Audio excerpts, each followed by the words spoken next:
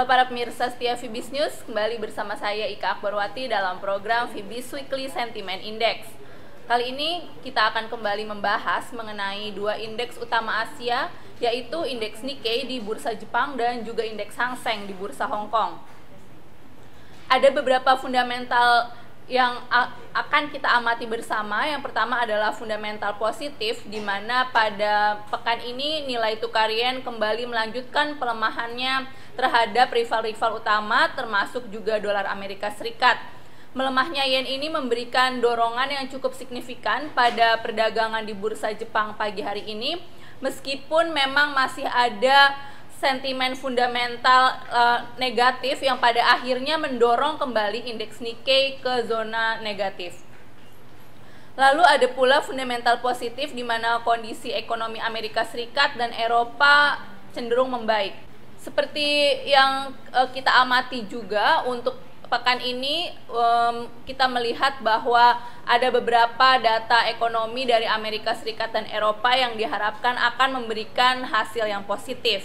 Kondisi ini memberikan semangat ke bursa saham, akan tetapi memang dampaknya masih cenderung terbatas.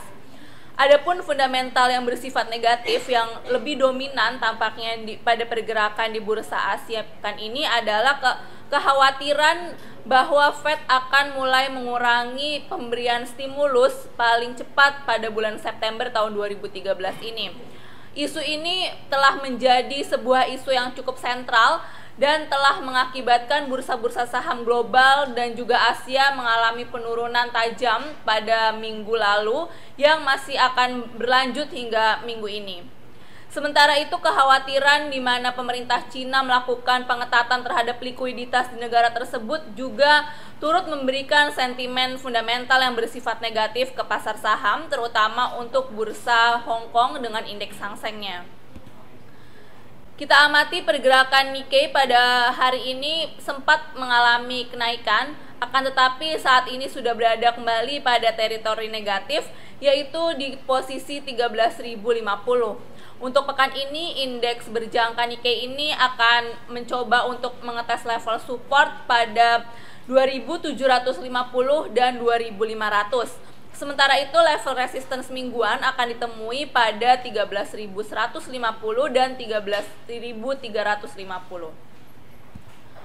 Untuk indeks Nikkei sendiri saat ini berada di dalam kondisi fundamental yang masih terbatas, di mana pergerakan melemahnya yen ini memberikan dorongan yang positif, sementara kondisi eksternal atau global cenderung masih negatif.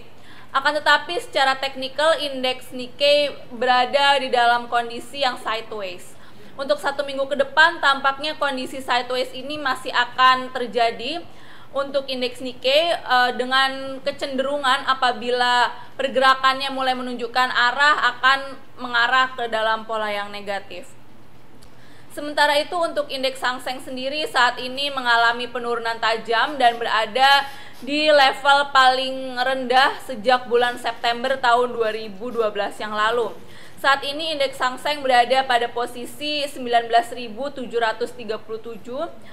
dan untuk minggu ini akan menghadapi level support pada kisaran 19.500 dan 19.300.